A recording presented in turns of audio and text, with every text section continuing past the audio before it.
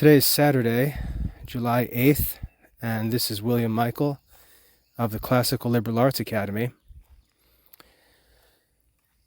Recently, I've been working in the Academy to continue to refine our study program and try to identify places where there's something missing and find effective solutions to fill the gaps. And this work can really be grinding physically. As strange as that sounds, this academic work, this desk work, can really be grinding because it requires hours and hours and hours and hours of attention and activity. And it's sedentary activity, and it has to get done. And just last week and the week before, I had to do the same thing for all of our annual taxes to get prepared and filed. It was just hours and hours and hours, days and days and days of sedentary activity that has to get done. It has to get done.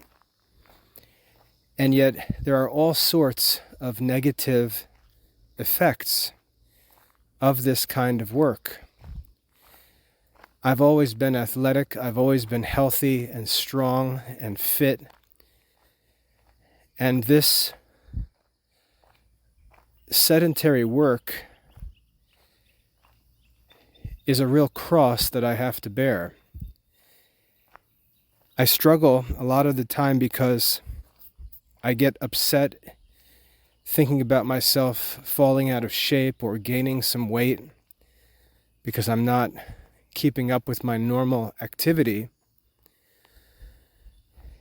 And as I've gotten older, especially with my kids growing up into their adult years, where they're more heavily dependent on my counsel and financial assistance as they establish their adult lives, I've come to realize how much of a distraction my own concern for my physical fitness, even my appearance, can be. And I've spent a lot of time recently thinking about how contrary ideas in my mind about taking care of myself and ideas about taking care of my family are on a day-by-day basis. When I really step back and think about life, I ask the question, what good does my self-preservation actually achieve? This sort of natural and instinctive desire to take care of ourselves, keep ourselves feeling good, looking good, staying fit, and so on. It really wars against everything that our families and even the church need from us.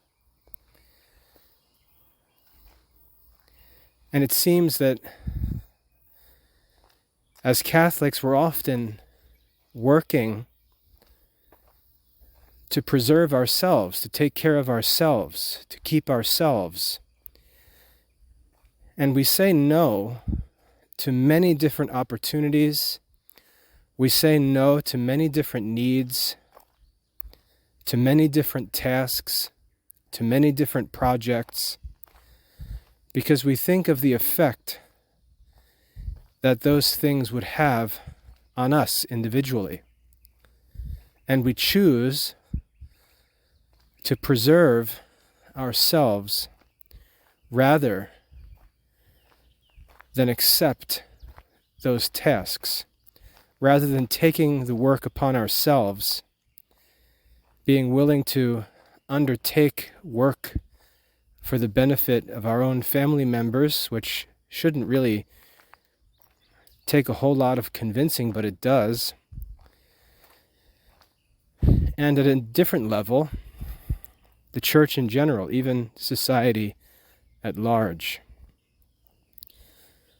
We often say no to things because we consider the negative effects that saying yes would have in our lives.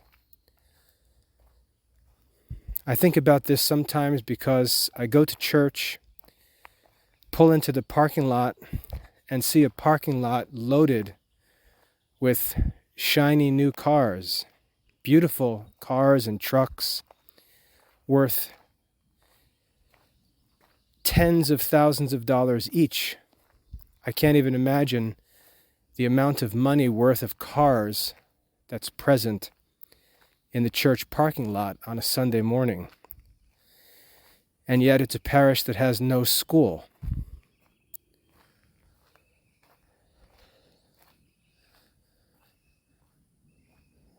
Go into Mass, take a pew and look around and see beautiful people. People that are fit, handsome, healthy, well-dressed, beautiful people. Obviously living comfortably, safely, peacefully, undisturbed. They're beautiful people. And yet, there's so much work that's being neglected that Catholics need to do. And it's not physical labor. It's not physical labor. We don't need people to sweep the parking lot or build buildings. We don't need people to do landscaping work or chop wood. We don't need physical labor. The work that needs to be done is academic work. It's religious work, philosophical work, educational work, intellectual, sedentary desk work. And while most people are willing to do some desk work for a profession in exchange for a significant amount of money and a significant amount of leisure time to use that money, they're not willing to do sedentary work for goals and objectives that aren't going to provide any money to those who do them.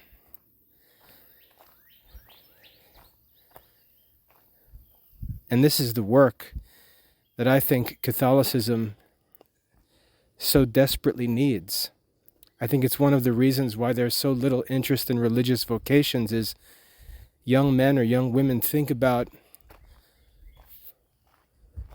what it will cost them rather than whether or not it's necessary.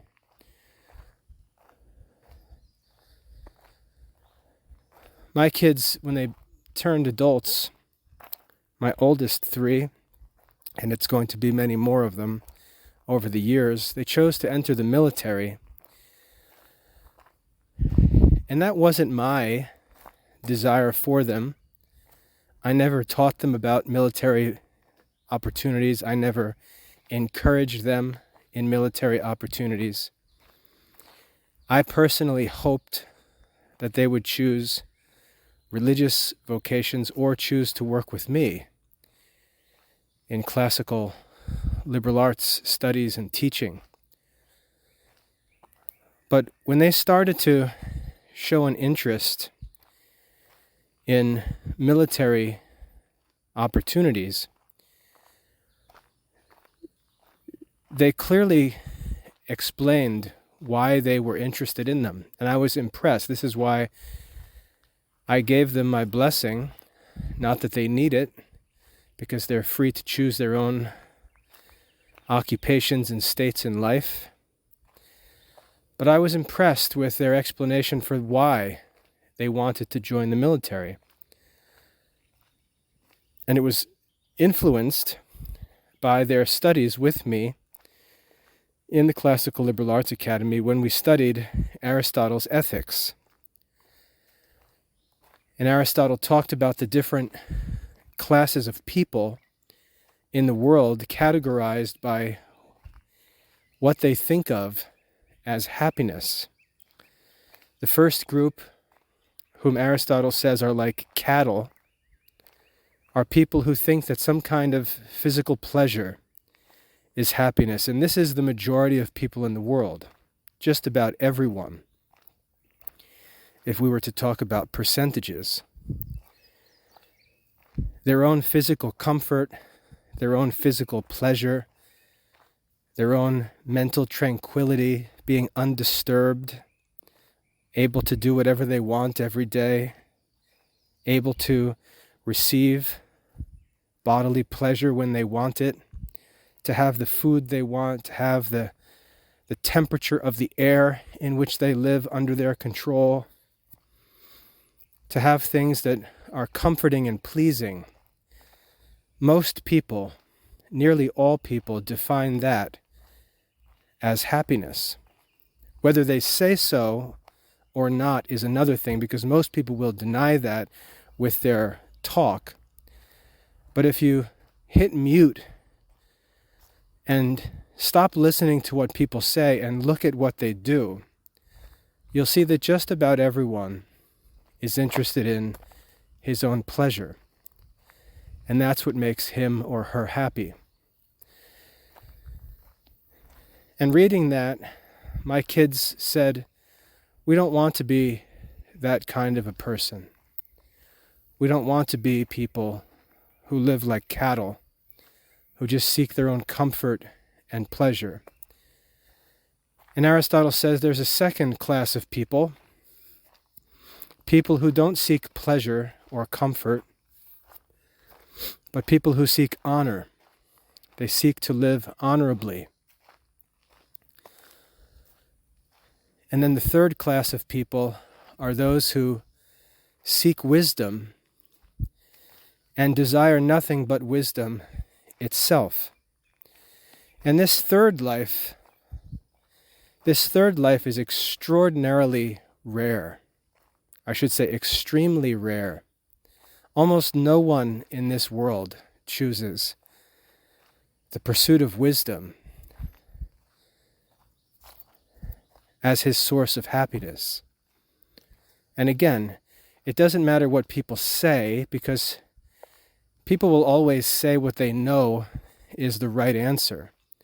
But it's what they do that reveals their true will and intentions.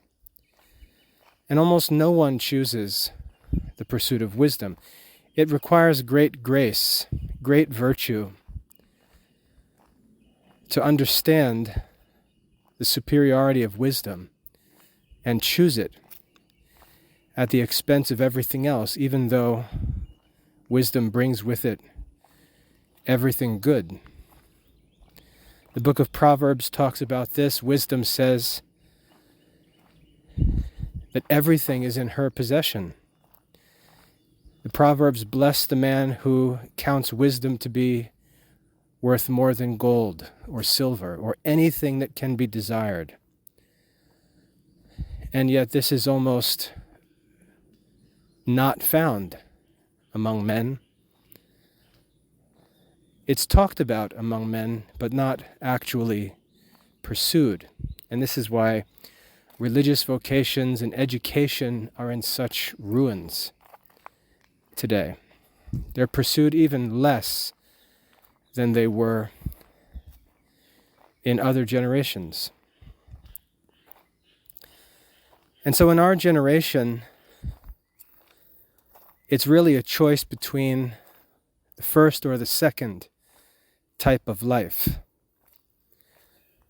The life that's lived like an irrational animal, just following instincts and desiring to avoid pain or discomfort, and a life of honor, a life doing something that goes beyond pleasure seeking or comfort seeking, but finds its rest, finds its comfort in something that Aristotle referred to as being more elegant than bodily pleasure or comfort, even though it be imperfect, and that's honor. And the reason why Aristotle said honor is an imperfect end is because human beings around us can choose to honor men who are not worthy of honor, and they can choose to not honor those who are worthy of honor. So it leads to vexation, because a person who lives for honor may do everything required for honor but not receive it. And this is why Aristotle says a wise man will not choose that course of life. Yet, for young kids entering into adulthood, they tend not to believe that. They think, yeah, but I'm different. I'm going to be different. I'm going to get respect. I'm going to impress people. People are going to see how great I am, and they're going to honor me. And they go into adulthood with this optimism in other people, trusting that if they do what's good, other people are going to reward them for it. And it takes a few years for them to learn that that's not true. And then they face a decision, which is to choose the life in pursuit of wisdom like Aristotle told them to, now that they have more experience, or to act contrary to all reason and simply give in and pursue a life of pleasure, of self-preserving, pain-avoiding, comfort-seeking pleasure. And so at this point, let's say my oldest son, he's gone through that phase of experiencing the injustice of the world. His optimism has been quenched, and he realizes that good deeds are not honored and rewarded by men. And the same is true for my eldest daughter. She's learned the same lessons. And so now they're entering into that phase of life where they've got to make their second choice. And it's that phase in life where most people become Christians, because they learn their lessons, their young adult lessons, and they make a better second choice. Others destroy themselves and enter into even worse circumstances.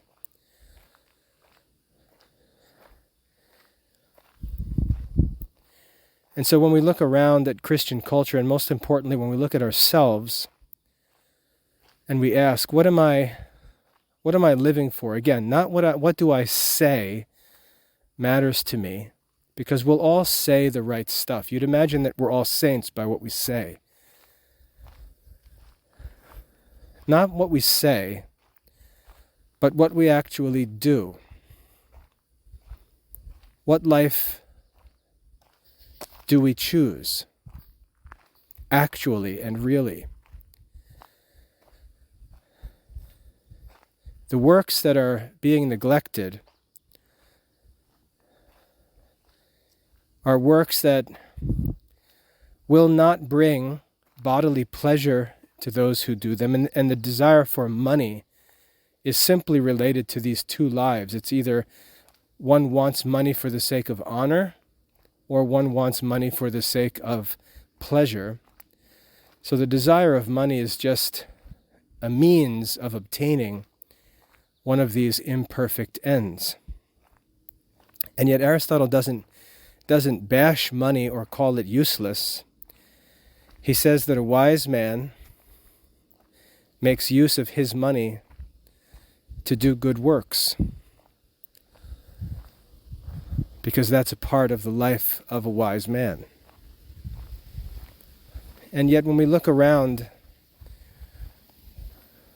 We don't see many people living this way. We'll see people making donations like Jesus talks about in the gospel out of their abundance, after they've already paid all their bills, after they've already obtained all of the things that they desire for their own honor or pleasure. If there's money left over, it's desirable for them to try to unload it because they'll have to pay taxes.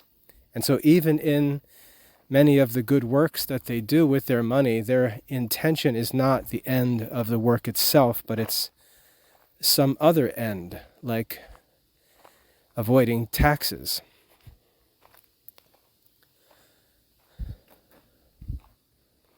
Even when one does a righteous act, it's possible to do it unrighteously.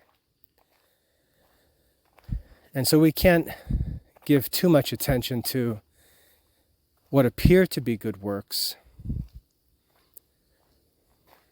because even good works can be done for improper ends. And we've got to ask ourselves, what are we really seeking? What are we really trying to do? And everyone loves this idea that becoming a donor is what will change the world.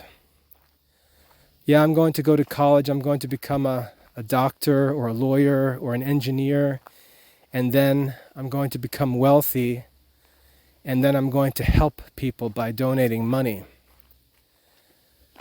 That sounds good, but there's a big problem. What's the money going to be donated for? What's the money going to do? Even if someone did follow through with their pledge, where's the money going to be sent? Christians all tend to assume that someone else is going to become the expert. Someone else is going to become the teacher. Someone else is going to become the master. Someone else is going to become the missionary or the monk or the missionary of charity that cares for the poor. Someone else is going to do all of these things. Someone else is going to do all of the unpaid sacrificial work. And they're simply going to send that person some money. But what the Christians don't seem to realize is that the Christians are the ones in the world who are to do that work. And they're all excusing themselves from it to pursue money and justifying that choice by saying, oh, don't worry, I'm going to donate. When I get my money, when I make my money, I'm going to make sure that I'm generous and donate. But donate to what? Donate to parishes that have no priests? Donate to empty monasteries? Donate to schools that don't exist? Donate to what? Patronize the arts when there are no artists? Donate to what?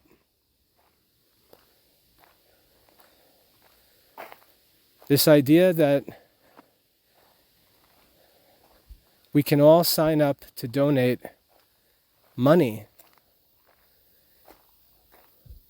ignores the fact that all of the lines on the sign-up sheet that ask for skills and expertise and work are all empty. And everyone's signed up to donate money. But donate money to what? It's like when there's a sign-up form to bring food to a party, and you think about what you can bring to the party. Well, you can bake a cake, you can make a dinner,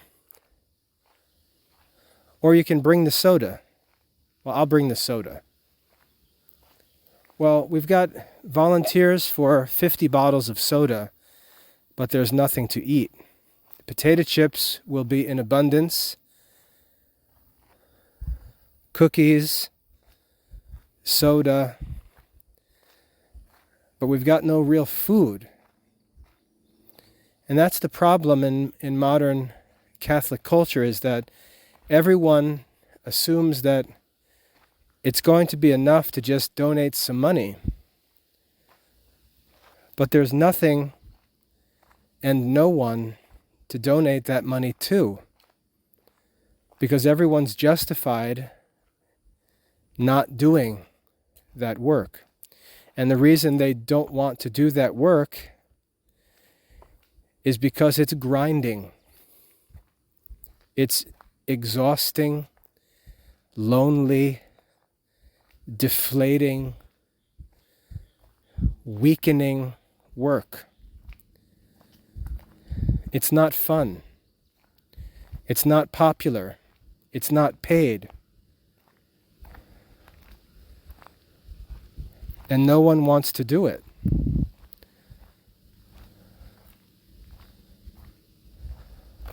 We're not going to have a Michelangelo when we have a young adult who says, well, I'll paint if someone pays me to paint.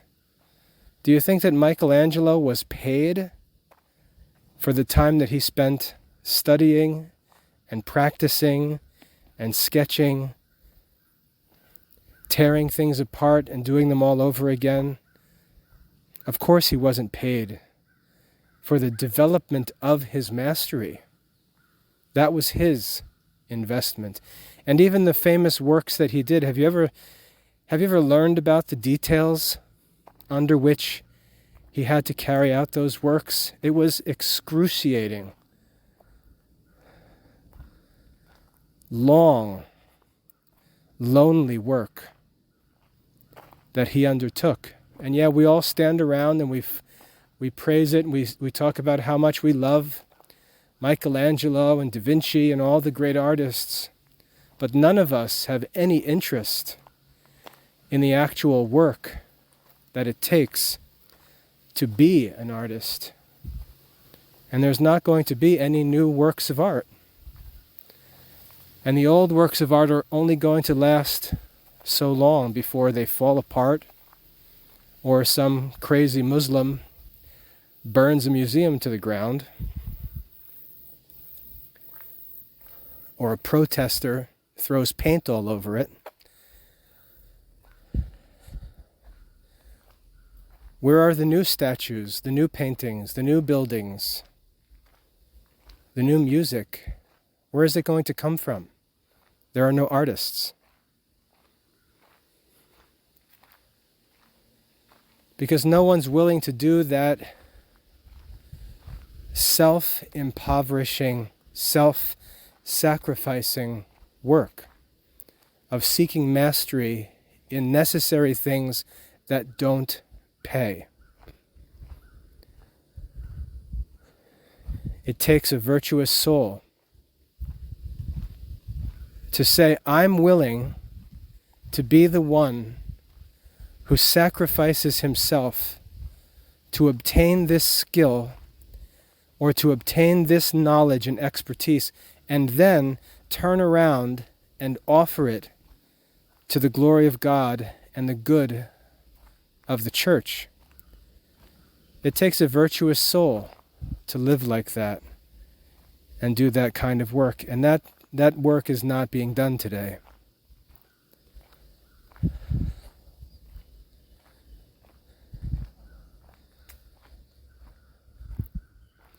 This is true in the arts. I use the arts just to give an illustration that I think will be appreciated. But this is needed in all different areas and fields of life. We can't consider work to only be those activities that pay us every step of the way. I get contacts like this all the time. People learn about the work that I'm doing, and they see how much needs to be done, and they write to me and they tell me how much they love my mission, and they love the vision and the work that's being done, and they would love to be a part of it. And then they make the proposal. Are there any jobs available? And what does that mean? It means, have you in your work generated so much profit that you would be willing to share that profit with someone else so that he can begin the work without having to make the sacrifices that you had to make to initiate this work? And the answer is no. There's no jobs available. I'm trying to lower the costs of quality Catholic education for Catholic children.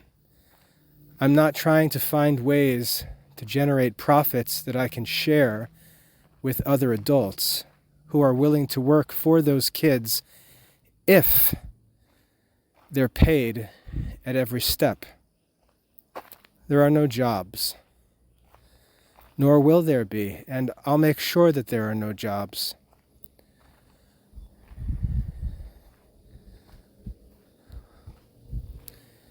Besides, when a person talks to me about desiring a job,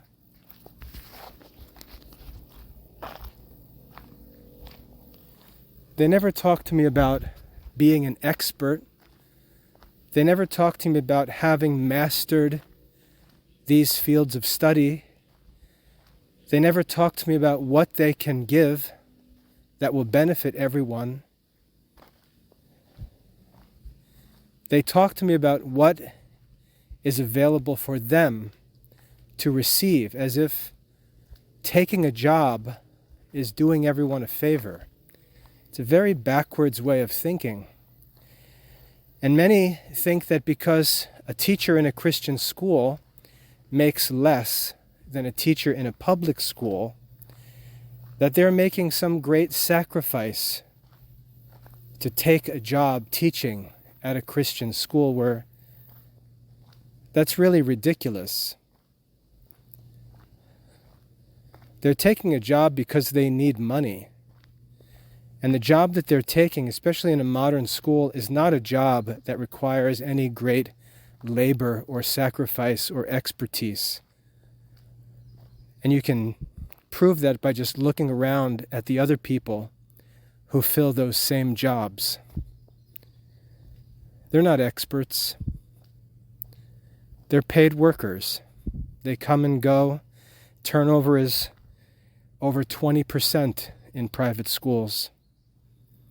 This is not a guild of any kind of masters. This is just a faculty of hirelings that come and go as they judge their interests to be best served. But notice we're not examining the school system. We're not asking whether the school is doing what's best, or whether our teaching is what's best, or whether the materials we're using are what's best, or whether the curriculum is best. We're just filling a spot that exists in a school that really isn't sustainable. Now, that's not to say that there aren't many critics of those schools. In fact, many of the people working at those schools are the biggest critics of the schools that they take paychecks from. But if they're asked, well, why don't you fix it? Why don't you create a better option? The answer is, well, I can't, because no one's going to pay me to create a better solution. So I stay here where I'm paid, and I just complain. And that's the idea of Christian work. For most Christians, they complain about the government, but they don't run for office because, well, there's no, I don't have money to. No one's going to pay me to run for office. They complain about the schools, but they don't start better schools because, well, there's no jobs starting schools. They complain about being surrounded by unbelievers, but they don't evangelize because there's no money in evangelization. There's no health insurance for evangelists. They complain about the music at church, but they don't take over the choir or lead the music. No one's going to study music. There's no job. There's no paycheck for studying music or training and practicing to be a church musician. Anything that doesn't come with a paycheck that guarantees undisturbed comfort in life is just out of mind, as if it's not one's responsibility. And that's the mentality of the modern Christian. Modern Christians don't solve problems. They don't work to become masters. They don't study during their leisure time. They don't train themselves in skills during their leisure time. They believe that all work is to be done between 9 and 5, Monday through Friday, 50 or so weeks of the year. Outside of that is free time, guaranteed as some sort of right to all human beings. And therefore, whatever I'm going to do, I've got to do during these work hours from 9 to 5. And because those are my work hours, I've got to be paid for it. And they pretend like there's some kind of dilemma, while they ignore the fact that they've got 8 hours a day that are open. Plus all day Saturday and all day Sunday, which they're really not doing anything. But for some reason, for them to help with any project or gain any skill or master any subject, it's got to be done between 9 and 5, Monday to Friday. And unfortunately, that's when they need to make their money. So they just can't do it. And they imagine that the people who do these things in history are people who somehow were financially self-sufficient and had all of their work paid for. And yet, we know this is false.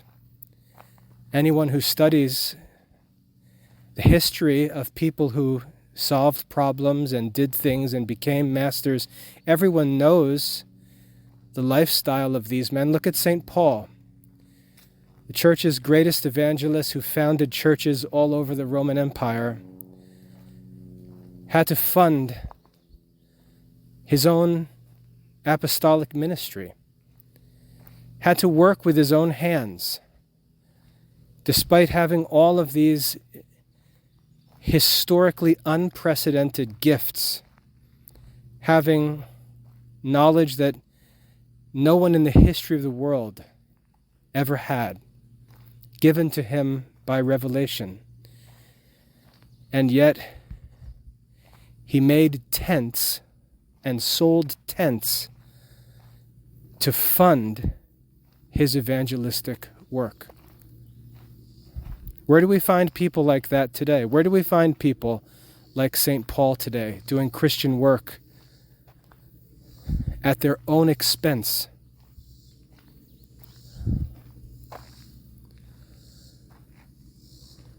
Look at someone like John Bosco, who saw a problem in his generation, kids left to the streets being taken advantage of in modern society, boys just being corrupted morally, living on the streets, foul-mouthed, fighting, criminal.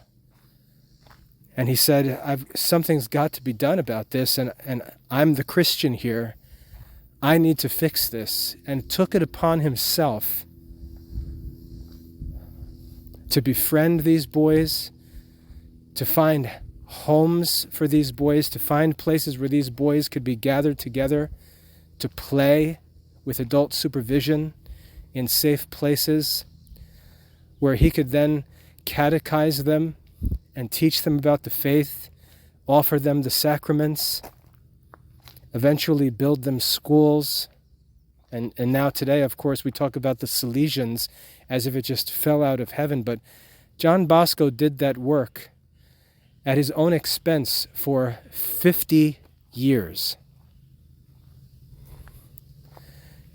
And if you look not at drawings or paintings of John Bosco made for kids' books, but if you look at real photographs of John Bosco, you see an exhausted, poor man who sacrificed his whole life for a mission that no one paid him for while he did it. He faced persecution and trouble the whole time. We always flatter the saints in hindsight, but they're mocked and criticized and opposed while they do their work. Look at Mother Teresa in India.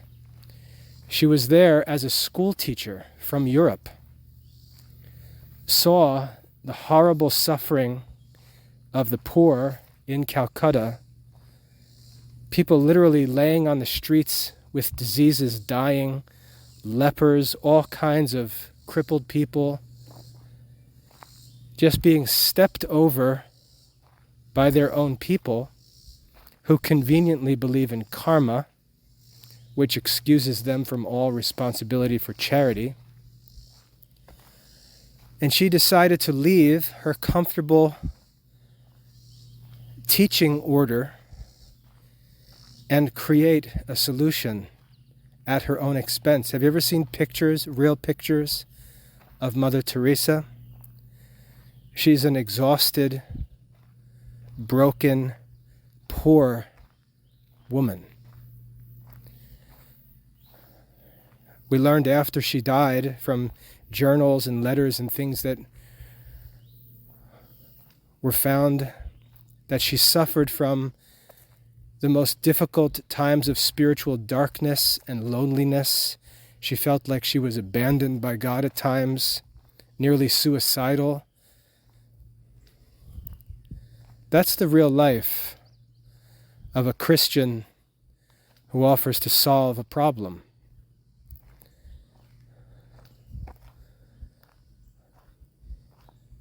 And we can go on, not just through the lives of saints, but even great artists, great inventors, great businessmen even. Someone like Elon Musk today.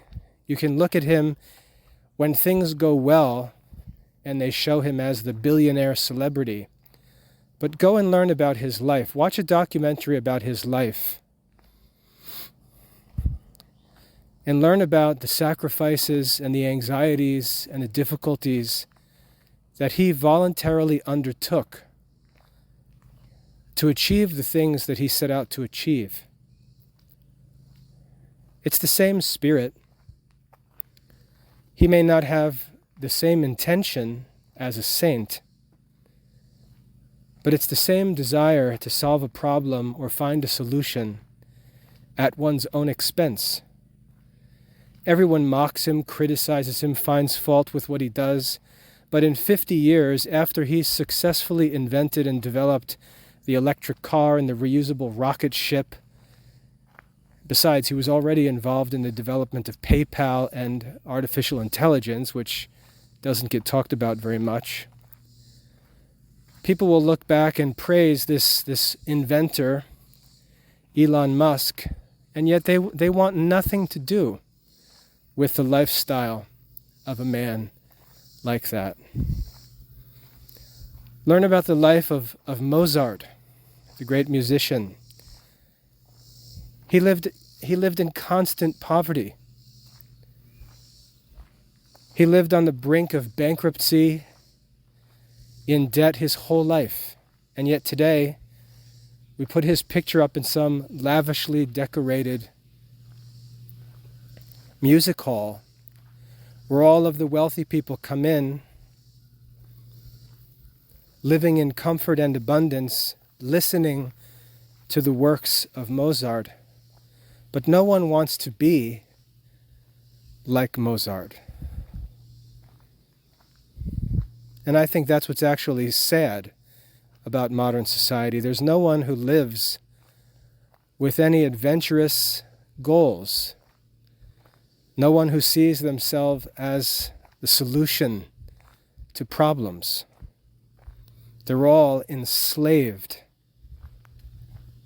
to this idea of preserving themselves, keeping themselves beautiful, keeping their life comfortable, keeping themselves sweat-free, wrinkle-free, odor-free, trouble-free, debt-free. And we have to ask, is this comfortable, self-preserving Christian life the life that Christ taught us to live?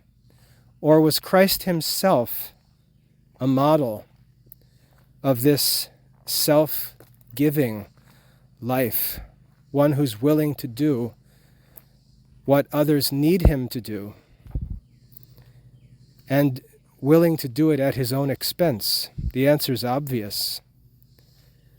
Christ, in his own incomparable way, saw a problem and offered himself and everything that he had, even the water and blood that flowed from his dead body,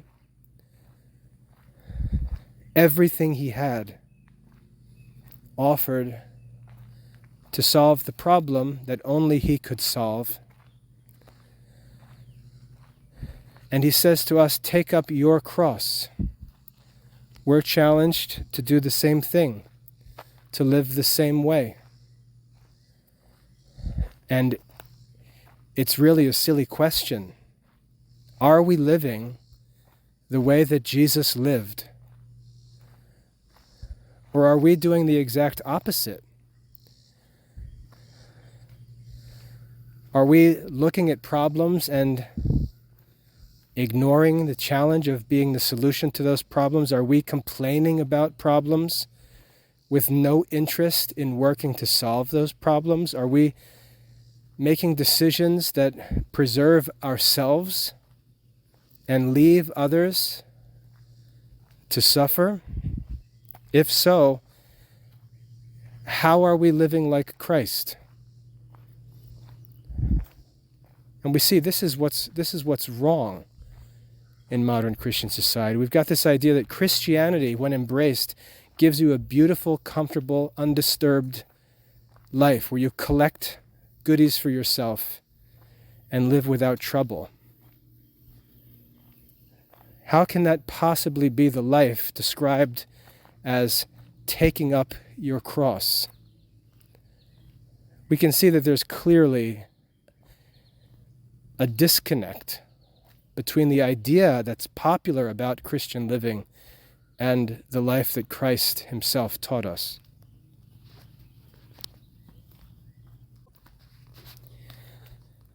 Now, I could go on and complain and fuss and criticize other Christians, but I completely understand the deception of that life because I'm tempted to it all the time. The Classical Liberal Arts Academy and the work that I do could easily make tons of money. To use a phrase that Jeff Bezos uses, I could turn the faucet on whenever I want to. If I wanted to become wealthy, I could be wealthy. And I understand how this idea of justifying this self-enriching Christian lifestyle deceives people and tempts people away from real discipleship and the imitation of Christ. I understand the temptation. I face it every day. I've got a wife and kids who are always clamoring for this or that, and there are times when I'm tempted to turn on that faucet.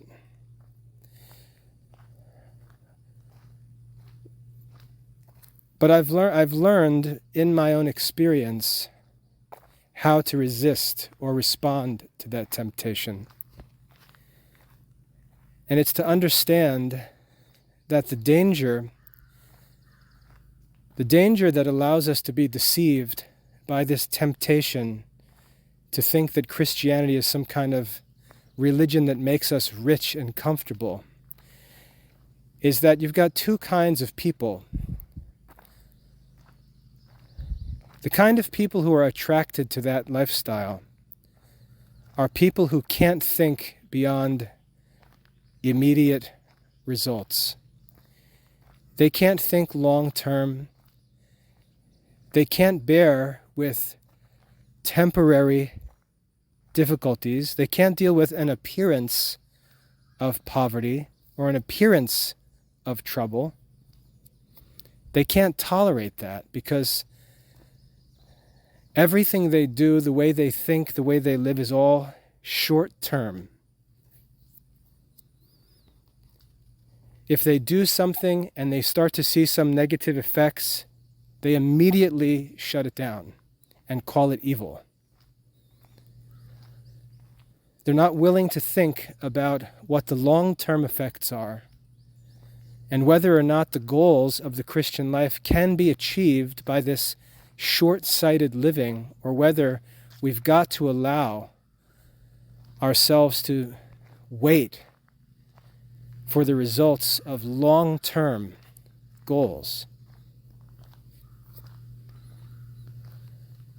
And again, if we talk about this, everyone will say all the right things.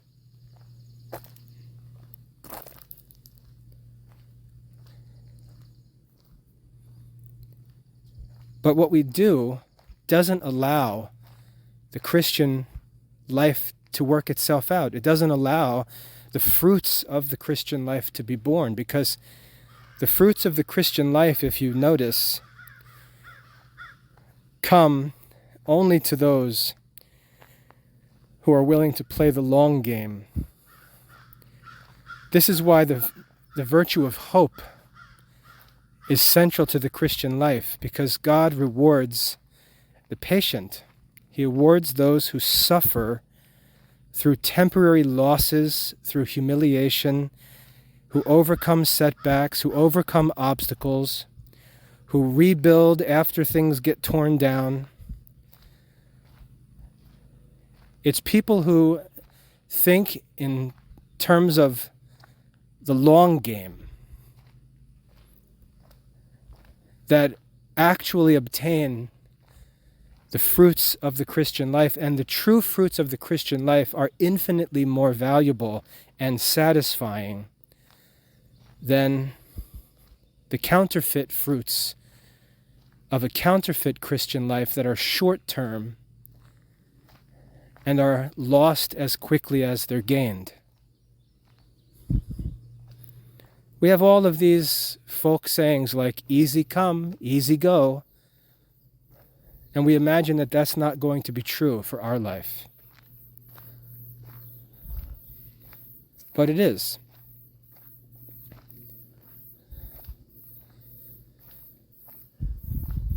The things that the Christian life actually promises us are like farm products, and this comparison to the farmer is actually made in the New Testament. A farmer, if you think about the work that a farmer does, is unique. The farmer actually starts with a harvest. He starts with a harvest because the seed that he plants is seed that was produced by his own crops. It was the fruit of his labor. And he's got to take that seed, which is like money in the bank, and he's got to choose to bury all of it in the ground. He's got to bury it all in the ground, knowing that the next few months will determine whether he reaps a reward or whether he loses everything. The potential for reward are very great. Just think about the fact that a single kernel of corn planted in the ground can produce a whole ear full of corn kernels. There's no profit available like that anywhere in the world that's available to the farmer, and yet at the same time, the risk that the farmer is asked to take is unlike any risk anywhere in the world.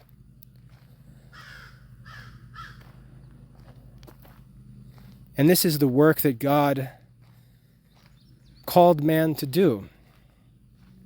We could say it's like man's essential work after the fall. To take a corn kernel, plant it, and work and hope and pray that all goes well, and he reaps a reward, 30, 60, 100-fold, as the gospel says. But he's got to wait and wait and wait, months and months, to find out whether he's going to reap his reward. And he's got to face all kinds of threats. He's got to face threats from animals. If a bunch of deer get into his crop one night while he's not paying attention or maybe away from home, his crop could be lost. One nasty thunderstorm can destroy everything. And he's got to live with that constant threat hanging over his head, and all he can really do is pray and hope. And most of the time all goes well. But that spirit of the farmer is commended to us in the New Testament as a spirit of patience. And we're taught that we should imitate the patience of a farmer. But the reason why the farmer has to endure and depend on the virtue of patience is because he takes risks in hope of obtaining rewards. And he's got to take those risks and do his work and wait for the reward. I remember one year we had a beautiful stand of corn growing, and a terrible thunderstorm came through one day and just knocked the entire field of corn down flat on the ground. And we had worked so hard preparing the soil, planting the corn, especially as small-scale farmers where most of the work is done manually. We sow that seed in tears. Come in at night with our arms and our bodies just aching. Going out to hoe the corn, hoe the weeds, keep the field clean on the hottest days of the year.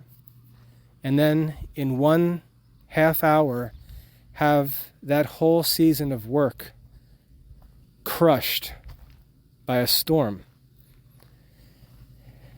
And the thoughts are menacing. Why would God allow that to happen? Why would God create a thunderstorm to knock down farmers' crops? You have to go through these things, but there was nothing we could do. And so we just left it. And over the course of the next week, we started to notice that the corn started to straighten itself up. And even though some of the stalks were bent over at 90 degrees, they started to grow upwards again. Looked terrible, but all that corn rose back up, and we ended up with a successful corn harvest. And that's how the Christian life works. And the modern Christian spirit, which is this desire to use Christianity as some kind of way of self-enrichment through short-term living, wants nothing to do with the trouble of that life, wants nothing to do with that idea of long-term reward that lasts. And again, that illustration of the farmer is just a natural illustration that can be used as an analogy of the Christian life. And this challenge of the Christian life is taught by Jesus all throughout his teaching. For example, he says, "Those who are forgiven much love much." And I talk about this all the time, because this idea that he teaches contradicts everything that Christian parents expect in parenting. He says, "Those who are forgiven much love much." And if we just meditate on that and we say, what is our goal for our children? Well, at the human level, I'm not going to deny it, that I want my children to love me. I want my children to love me. I want my wife to love me. Of course I want people to love me. But what's the means? What's the means by which that love is earned? It's forgiveness. He that is forgiven much loves much. So the way that I gain the love of people is by forgiving them. Well, what does that mean? It means that they do bad things to me. They do things that could destroy our relationship. They do things that hurt me. They do things that embarrass me. They do things that cause me loss, cause me shame, cause me physical pain, possibly, emotional pain.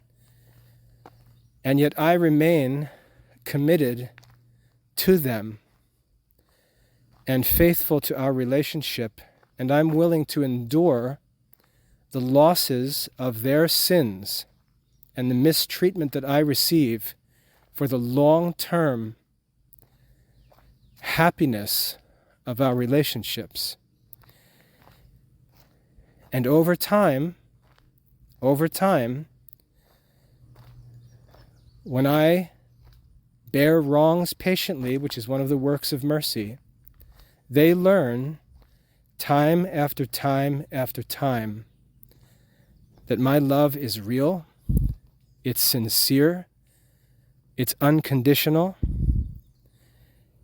and they've got nothing like it anywhere else in this world. And that realization comes after long experience. And that's what it means when Jesus says, "Those who are forgiven much love much," because eventually they become persuaded that we're all good and deserving of their love, just as we say in the act of contrition. And we earn the love of others by bearing all of the wrongs that they do to us patiently. And so the relationships that parents desire with their children, they're often not willing to make the investment that's necessary to reap that reward. If you want to be loved, you've got to be willing to be wronged. Again and again and again. How many times? How many times shall I forgive? 70 times, 7 times. Because this is how one earns love. And so we see that if you live with a short-term mindset, where you decide to get in and out of relationships by what's going on today, with a "what have you done for me lately" attitude, or you tell your kids it's my way or the highway, you're not going to be loved because you're not willing to bear wrongs patiently, and you're not willing to forgive. And even worse, you're putting your own salvation at risk, because if you're not willing to bear others' wrongs patiently, you're going to look ridiculous on Judgment Day when you ask our Lord to bear your wrongs patiently. As we see in Henry V, Shakespeare's play, we're going to be judged with the words of our own judgments in life. And that life can only be lived with a commitment to the long-term rewards. That's true of relationships, that's true of skills and arts, missions, solving problems. We have to be willing to enter into works where there's no short-term benefit, maybe no earthly benefit to be sought. And we've got to pursue it for the right end. And in most cases, we have to leave our reward for eternity, because we're simply not going to be paid or honored or rewarded by men in this life for work that needs to be done. And Christians who believe in the resurrection, and only Christians, have reason and motivation to volunteer for that kind of work. In past generations, especially in the Middle Ages, the Christians understood this way of thinking. They had this mindset. It was much more common. Even among soldiers and craftsmen, this mentality of doing all things to the glory of God motivated people, even in simple tasks of life, even as housewives and launderers and carpenters and blacksmiths. They understood that even their simple work, done well for the right reasons, for the glory of God and for the good of their neighbors, would be rewarded by God in eternity if it's never rewarded by men in this life. And they were content with that. That's why we have the Mozarts and the Michelangelos and the Christopher Columbuses and all the saints. Again, they don't all share the same purity of motive, but they all have that same idea that we can't allow temporary difficulties to direct all of our decisions.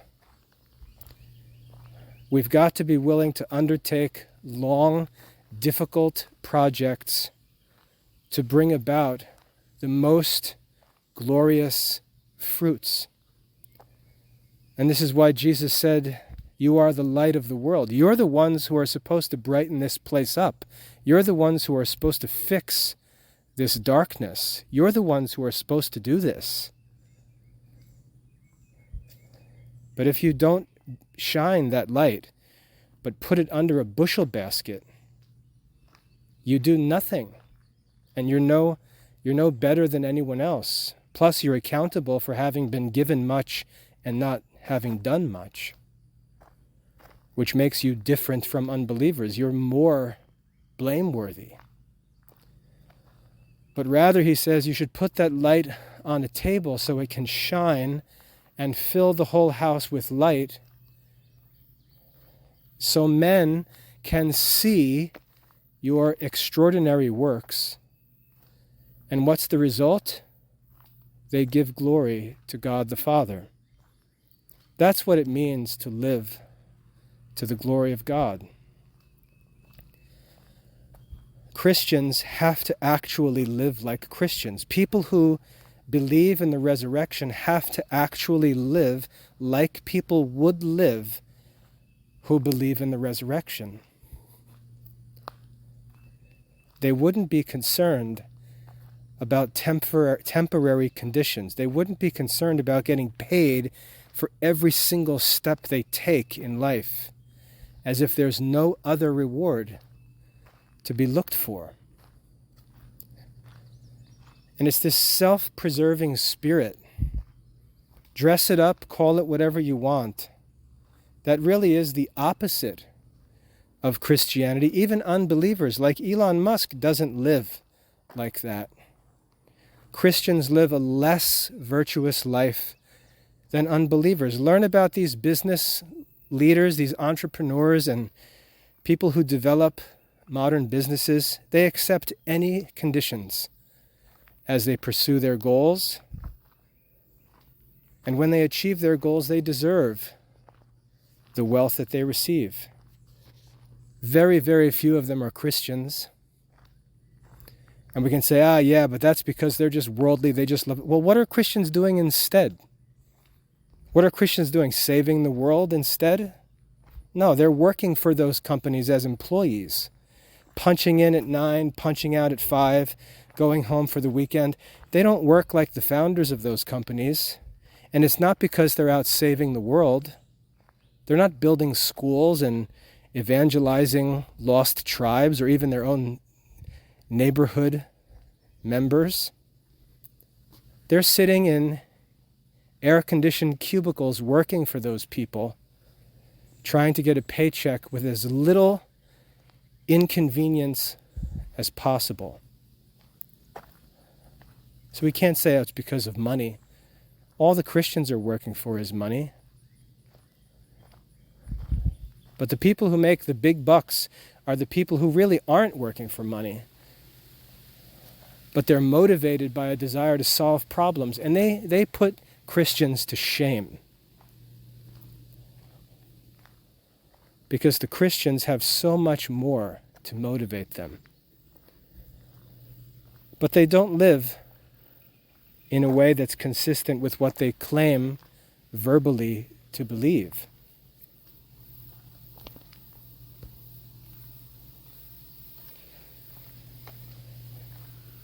So I'd like to challenge you to think about problems that you see around you in life, things that you complain about idly, and rather than complaining about them, take it upon yourself to solve those problems and realize that every objection that rises is part of the challenge of solving the problem. Every difficulty, most of which I can tell you from my own experience, most of which are only appearances and not real obstacles. They're appearances that simply give quitters the excuse that they're looking for. But if you've got a good cause and it's God's will, you can be sure that there's no legislation or regulation or code or anything else that's in the way of you doing God's will.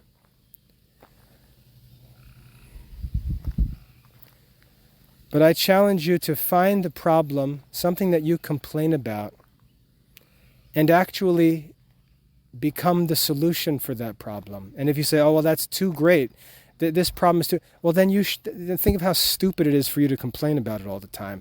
It's not even something that you can fix, which is why you like complaining about it, because you know it's none of your business. So if you're complaining justly about something, fix it. And if it's completely beyond your power to fix, then quit the idle complaining. Quit pretending like you've got some legitimate complaint for somebody else, of course, to solve for you. You're just throwing a tantrum like a little kid. Find something that needs to be fixed or a problem that needs to be solved in your life that's within your power and fix it at your own expense. And when you've succeeded in doing that once, do it again and take on a bigger challenge. And when you've succeeded in that, do it again and find another challenge and keep doing that and be patient, because some of these things might take 50 years. But if you're sincere in your desire to solve the problem, you can devote your attention, you can devote your studies, you can devote your prayers, you can offer every Mass, every rosary to fight against that problem until it's finally defeated. And you'll do so at your own expense as a living sacrifice to the glory of God. We don't need to save ourselves. We're all going to die. We're all going to get old. I'm 48 and I can already feel changes in myself. We can't worry about getting old or putting a few pounds on or not being in the same shape we were in when we were 20. There's work that needs to be done, simple, mundane work that our families need us to do, that our church communities need us to do, that the kids in our parishes need us to do, that our neighbors need us to do, and we have to do it at our own expense. That's what the cross means. Remember, we think of the cross as a sacrifice, but the cross was the effect of Christ's love. It's love. Taking up your cross means to love other people and offer yourself as a sacrifice to take away a problem that plagues them. Whether it's working to pay your bills and help your kids financially, rather than trying to always have your own leisure time and have extra money for yourself. Whether it's studying to learn something or gain a skill that other people need, and you actually pursue it for their benefit. But find something to live for, because this fake wannabe rich person Christianity is just a counterfeit of the real thing. I hope that's helpful. God bless.